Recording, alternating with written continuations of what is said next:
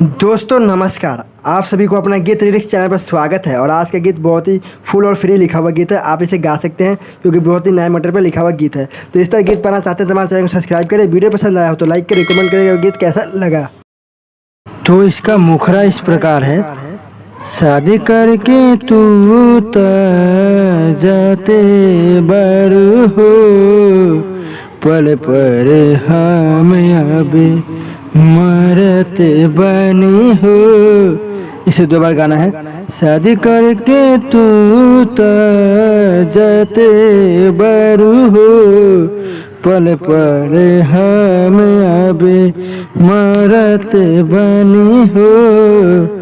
तुहरे जिंदगी अब निखर जाई हो, हमारे टूटे के बिखर जाई हो, हमारे टूटे के बिखर जाई हो।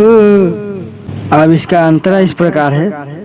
तोहरा के मिल गइल पियवा के प्यार हो, पागल हो गइल तोहर यार हो।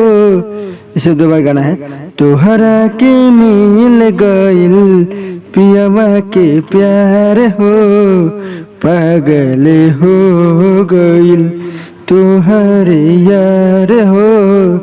दिलवा पे लिखल बानी तोहरे नाम हो, होके नहीं दे हम कबो तोहके बदनाम हो।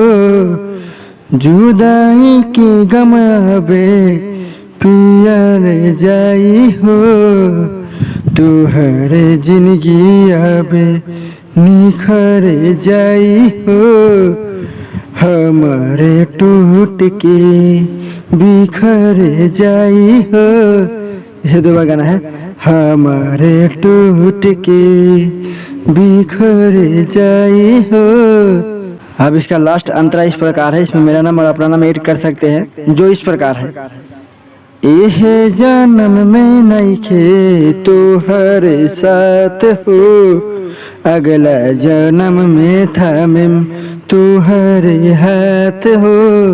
इसे दो बार गाना है। एहे जन्म में नइखे तोहर साथ हो, अगला जन्म में थामेम तोहर हाथ हो। पर संत न होके दीहे तोहरा के दूर हो, अनुज के नइखे एमे कौनो कसूर हो।